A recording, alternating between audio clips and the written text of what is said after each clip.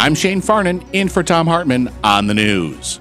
You need to know this. For generations, the American ideal has been that each successive generation becomes more prosperous and successful than the one before it. But unfortunately, that's no longer the case. A new study from the Urban Institute indicates that while American wealth as a whole has doubled over the last 25 years, younger people have fallen behind as a group.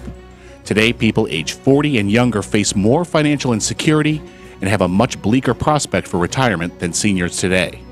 And according to the study, the trend started long before the Great Recession. As income for younger Americans flatlined in 1999, younger generations have faced ballooning student loan debt, a slow economy, and a housing market collapse in addition to stagnant wages. Urban Institute experts say that a stronger job market and rising incomes would certainly help many younger workers, but the delay in wealth accumulation may have a lasting impact on their lives. As Mary McKernan, one of the study's authors, said, it's a little bit of a tipping point at the moment. If we don't address it today, they, the younger Americans, might never catch up. The war on unions, the destruction of low-cost college educations, and the lunacy of trickle-down economics has finally wiped out the possibility of a financially secure future for an entire generation. The only way we can correct this now is through pro-worker economic policies. We can do this by bringing back good-paying manufacturing jobs. We can reinvest in our nation by providing free, high-quality college education. We can help young people struggling to pay down student loan debt. We bailed out Wall Street, and huge stock market gains show the banksters are doing just fine. It's time to bail out the working people so the next generation's the American dream isn't just a fantasy. In Screwed news, welcome to Detroit, the only major city in the United States that will now be ruled by an unelected dictator.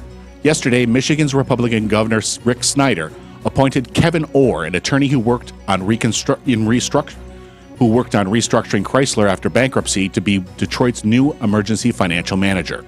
With his appointment, Mr. Orr has now broad-ranging powers, including the ability to override the decisions of the democratically elected officials in Michigan's largest city. The emergency takeover is projected to last 12 to 16 months, but Mr. Orr says he hopes to turn the city around faster. This is completely contrary to small d democracy. Instead of investing in the city and helping to reduce their 18.2% unemployment rate, Governor Snyder is turning the city into a dictatorship. The people of Michigan need to stand up and fight for their city before Rick Snyder and Kevin Orr start breaking it up and selling it off for scraps. In the best of the rest of the news, President Obama wants to make a $2 billion investment in our green energy future. White House officials say President Obama will propose using revenue from oil and gas leases to finance research on advanced green technology vehicles. And it's unlikely Congress will approve the president's climate change legislation, and the sequester cuts will have a huge impact on green energy research. President Obama is being creative by pushing environmental research and development that doesn't require new revenue. The Republicans will attempt to portray this new investment as a tax on energy producers, but the White House says the funding will come from leasing fees companies pay to drill on public land. It's nice to see the president is staying focused on protecting our environment, but there's a lot more work left to be done. President Obama can start by saying no to the Keystone XL pipeline, by saying no to huge subsidies for big oil, and saying yes to a green energy future in our nation.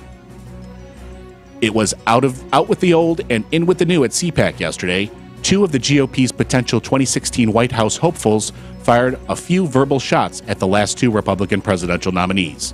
Senator Rand Paul of Kentucky said, quote, "The GOP of old has grown stale and moss-covered. I don't think we need to name any names here, do we?" End of quote. And Florida Senator Marco Rubio actively distanced himself from Mitt Romney's infamous 47% comment, saying, quote, "The vast majority of the American people are hardworking taxpayers who take responsibility for their families, go to work every day, and pay their mortgage on time. They volunteer in their community.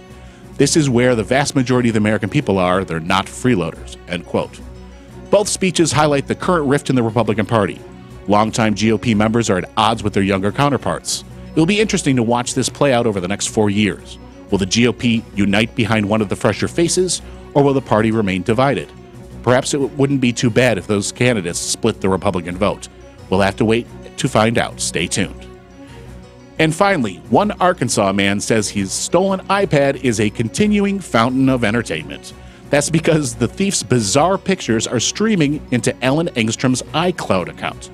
Mr. Engstrom left the iPad on a plane after flying from Phoenix to Denver, and he figured it was gone forever. But then one morning, strange photos started popping up on his family's iCloud account. In an effort to find a little amusement in the frustration, Mr. Engstrom started posting the pictures to his social media accounts, which he captioned, "Hey cool, this is an actual picture of the wonderful person who stole my iPad. No, I'm not kidding. This is really happening." End of post.